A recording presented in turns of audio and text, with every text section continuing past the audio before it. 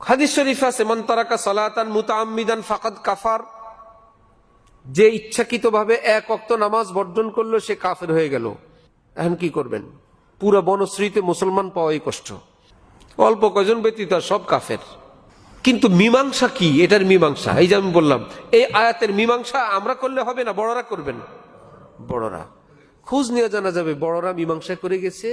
এটা হইলো বাবা যেরকম ভুল বিচ্যুতিওয়ালা ছেলেকে ছুরি নিয়ে বলে আজকে তোকে 2 টুকরা করে ফেলবো, হ্যাঁ 2 টুকরা কিন্তু করে না। মা তার রাগের চোটে ছেলেকে বলে তুই আমার ছেলেই না, পরে জানা গেল একটু সন্ধ্যার পরে দেরি হইলে আল্লাহ আমি রাগের চোটে বলছি আমার ছেলে কিন্তু আল্লাহ আল্লাহ আপনি পাঠায় দেন, মায়ের দোয়া আপনি কবুল করেন না, আমি কিন্তু মনের থেকে বলি নাই আল্লাহ। তো বুঝা গেল কিছু আছে ধমক দেওয়ার জন্য, শাসন করার জন্য, তাকে আয়ত্তে আনার জন্য কিছু কথা, আর কিছু হইল মনের কথা। বুজুর্গানি দিন বলেন অন্যান্য আয়াত অন্যান্য হাদিস সবটা দেখলে নবীজি বললেন ফাকাত কাফারা, সে কুফরি করলো।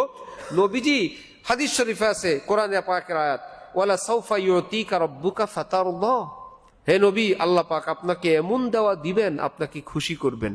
নবীজি বলে হইছে কাজ, কিয়ামতে আমি বলবো আমি খুশি হই নাই। আল্লাহ জিজ্ঞেস করবেন খুশি হইছেন? আমি বলবো হই নাই, আপনি না আমারে খুশি করবেন, করেন। নবী কাঁদতে থাকবেন, আল্লাহ পাক বলে ইয়া জিবরাইল ইযহাব ইলা মুহাম্মদ, জিবরিল যাও তো আমার নবী কেন কান্দে? আমি নবীর উম্মত 50% জান্নাতে পাঠায় দিলাম, উনি রাজি তো? নবীজি বলবেন আল্লাহ না আমারে বলছেন খুশি করবেন, খুশি করতে বলো। সানুরজিকা ইয়া মুহাম্মদ, শীঘ্রই আমি আপনাকে সন্তুষ্ট করব, আপনি কান্না থামান। আপনি কি হইলে সন্তুষ্ট হবেন? নবীজি বলবেন একদম সামান্য একটু ঈমান ছিল, নামাজ রোজাও ছিল না, ইবাদত বন্দিগি নাই, আকীদাও ঠিক নাই, লোকটা কাফের না মুমিন, আমার উম্মত, সে সহ যদি আজকে সবাই মুক্তি পেয়ে জান্নাতে যায় আমি খুশি হব। এখন আল্লাহ আগেই বলছেন আপনাকে খুশি করব, নবী বললেন আমি এটা না দিলে খুশি হব না। এখন কি করবেন? আল্লাহ বলছেন আমি খুশি করব, আল্লাহ ওয়াদা খেলাপ করেন না। নবী ওদিক থেকে বলে রাখছেন আমার উম্মতের মুক্তি না হইলে আমি খুশি হবই না। এইবার আল্লাহ পাক বললেন ঠিক আছে, যত মুমিন আপনার উম্মত আমি আজকে শেষ বিচারের দিন সকলকে চিরকালের জন্য জান্নাত দিয়ে দিলাম। রাজিতা ইয়া মুহাম্মদ, হে নবী আপনি এখন খুশি তো? ইয়া রাব্বি রাজিতু, আল্লাহ এখন আমি খুশি হয়েছি। এই আয়াত থেকে কি বোঝা যায়? নামাজ একক তো বাদ গেলে জাহান্নাম। এই তাফসীর থেকে কি বোঝা যায়? বেনামাজিও তো জান্নাতে যাচ্ছে, বেরোজগার যাচ্ছে, মদওয়ালা যাচ্ছে, জিনাওয়ালা যাচ্ছে, একদম ন্যূনতম ঈমানওয়ালা শেষ বেহেশতে যাচ্ছে, আর এক ওয়াক্ত বাদ দিলে কাফের। তো বুঝতে হবে দুইটাকে একত্রি করে মীমাংসা করে খোঁজ নিয়ে জানা গেল এটা হলো নবীজি ধমক দিছেন কেউ যাতে নামাজ বাদ না দেয়। এটা শেষ কথা না, अंदर की जी से नहीं ऊपर की जी से करता हूं।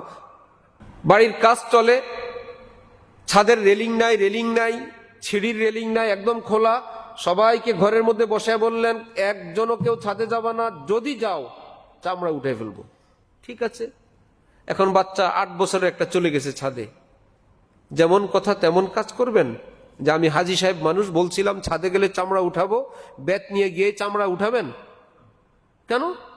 আরে সেটা তো বলছি যাতে না যায়। এখন যেহেতু চলেই গেছে, এখন আবার আরেক পদ্ধতি, এখন ভাবে আল্লাহ রে যদি ঝাঁপ দিল, যদি কোনো দিক থেকে পড়ে গেল, এখন সিঁড়িতে উঠে আর নরম অপরাধীর জন্য মিষ্টি ভাষায় বলে আব্দুর রহমান বাবাকে খোঁজো, তোমার দাদা ভাইয়াকে তালাশ করতে আসছো, কবুতর দেখো তুমি, আর তোমার জন্য মজার চকলেট নিয়ে আসছি, এমন মিষ্টি সুরে যেন সে কোনো অপরাধী করে নাই।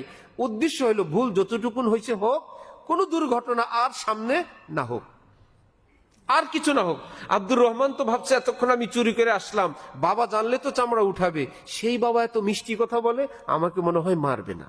এইবার বাবা নরম মিষ্টি সুর দিয়ে গিয়ে ঘাপত করে হাতে ধরে, এবার বাবা দীর্ঘ নিঃশ্বাস, আলহামদুলিল্লাহ আল্লাহ বিপদ থেকে তুমি রক্ষা করছো। কি ব্যাপার, আপনি কি ওই বাবাকে অভদ্র অসভ্য বলবেন? আপনি বলছেন উঠলে চামড়া উঠাবেন, উঠলো, আপনি তো চামড়া উঠান নাই। আর আপনি বুঝেন আপনারটা, আমি আগে বলছি যাতে কেউ ছাদে না উঠে, ভুল যেহেতু করেই ফেলছে, এখন আবার আমার টার্গেট যা করছে, আর বড় ভুল যাতে না করে তাকে রক্ষা করা দরকার।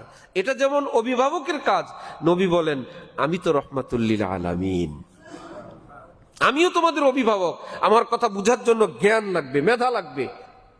এক কিনার দিয়ে কথা বলে কেবল এলাকা গরম করলে হবে না।